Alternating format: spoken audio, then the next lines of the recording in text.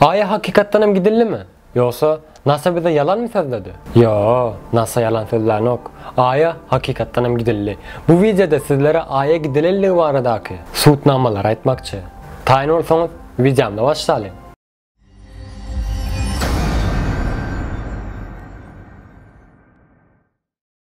1969 yılın iyulunda ilkinci Ay'a goniş bursudundaki yayılımı dünyadaki milyonlarca adam tarafından tomaş edildi. Yani heniden dünyada Ay'a gidilmedi, Ay'a ayak basılmadı diyenler hem vardır. NASA'nın malumatlarına göre Ay'a gidilmedi diyenlerin sani 5 götürümdür. Bu götürüm pes olsa da bu mesele boyunca teoriyaları devam ettirmek için yeterliktir. Aldığı teorisini goldayanların esası argümenti 1960 yıllarda Amerika'nın kosmosa gitmek için yeterlik programmasının yokluğudur. NASA'nın bunu edip bilmeyecekliğini göz getirenlerinde Sovyet Soyuzu bilen kosmos yarışında öne geçmek için Ay'ın üstüne konmayı sahnalaştıranlarını aydarlar.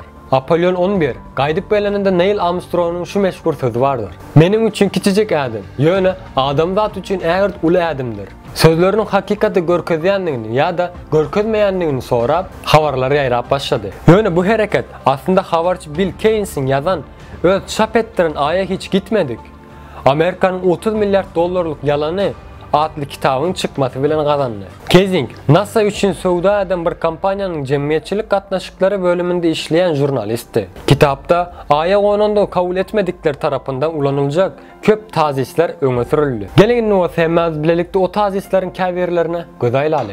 Havasız yerde yani Ay'da Amerika'nın bayrağının galgamağıdır. Alimler baydan galgamağı aslında baydak direğini dikip yor ki Armstrong bilen Aldrin'in epinlerdiğini ayttılar. Bu tezislerin biri suratlar tarafından görkezlen suutnama oldu. Ay'ın suratlarında arka fonda yıldızların yokluğu ve havasız yerde Amerika'nın bayrağının havada pasırdayanlığını aytjardılar. Kaliforniya Üniversitesi'nin astronomi Michael Rich bu teoriyanın ilmi düşündürüş bilen inkar edip bolacakdığını aytjar. Mike Rich, baydan Armstrong ve kosmonavt Buzz Aldrin'in Ay'ın üstünde baydan sapını yere sokmak için ulanılan gücü bilen dören olmanın mümkündüğünü ve Ay'ın ağırlık gücünün yerden 6 esse azlığı sebeple bu görünüşü saklayanlarını ayttı. Ay'a gidilirliğini inkar edenler tarafından ulanılan başka bir vizual malumat asmanda yıldızların yokluğudur. Aslında suratların umumu bir zadı var. Garankılık bilen yatılığın arasındaki aşulu tapavutuluktur. Rochester Teknoloji Enstitüsü'nün astrofizik profesör Brian Koberling Ay'ın yüzünün gün şöhretini şöhrelendirenle sebeple suratlarda katı yağıtı görünyenliğini düşündürüyor. Şunun için Apollo 11'in Ay seyahatindeki suratlardaki yıldızları görüp bilmez. Sebebi o yıldızların yağıtılığı katı pesti. Başka bir teori olsa Ay'da kaldıran izleri nişan alır. Ay'da çığlığın yokluğu sebeple Buzz Aldrin'in ve Neil Armstrong'un ayak izleri yalı nişanları surata düşürüp bolmayacaktır öne sürüyorlar. Şerede olsa Arizona Devlet Üniversitesi'nin profesörü Mark Robinson ilmi düşündürüş bilen bu argümenti çürüttü. Ay'ın üstü regolit adı verilen gaya parçaları ve tozan katla bilen örtülendir. Bu katı yumuşak katlaktır. Ona edim edilende de ansatlık bilen kısılıp bilendir. Şeylekem Robinson ayak izlerinin milyonlarca yıllar bolşuyalıgalar sebebi atmosfera ve yel yok diyer. Yine bir başka meşhur teoriyaların biri. Yere uğraşabilen radyasiya kuşakları kosmonavtları öldürürdü. Van Allen kuşakları deyilip adlandırılan kuşaklar günün ve yerin manit meydanlarının tesiri neticesinde emele gelirler. Kosmos yarışının ilkinci dövrlerinde radyasiya alimlerin esası aladası ve kosmonavtların öldürücü dozalara sezavar edilmeyinden korkardılar. Ama NASA'nın haberine göre Apollo 11 ekipajı Ay'a seyahatinde Van Allen kuşaklarındaki 2 saatten az vakit geçirdi ve radyasiya en yukarı dıkılığa yeten yerinde 5 minut aldılar. Bu yerde tesir ettirmekler için yeterlik vakit sarf ettirmediler.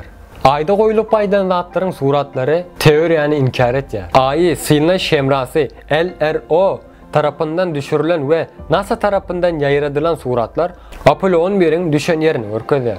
2009 yıldan beri Ay'ın daşında aylanyan ve Şemra tarafından düşürülen suratlar Ay'a hakikatten barıp göründüğünü görkezler. Bir suratta Apollo 11'in konan yerinin izleri hatta Ay modülünün kalıntılarını görkezler. Şeyle hem LRO ekipajlar tarafından oturdulan baydakların heniden duranlığını ve yerdeki baydakların kölgelerini keskitledi. Ol ýerde henizem dikilmedik yeketek buz aldyrynygyn baydagy modul göterilende motorun raketas tarapyndan ýykylandygyny aýdýar. Aýa hakykatdan hem gidilmedik bolsa, näme üçin Sowetler Soýuzy bu ýalana goşulmady?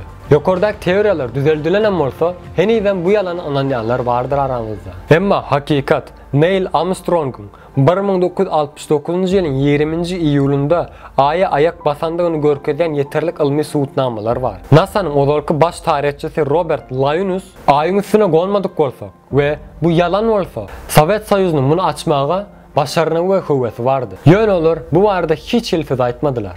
Bu bolsa meniň üçin gaty güýçli bir suwutnama diýdi. Mähriban dostlar, bu wideomyň sonuny geldik. Video göwnüňizden turar diýip umyt edýän. Indiki videoda görüşýänçe hoş, sag bolun.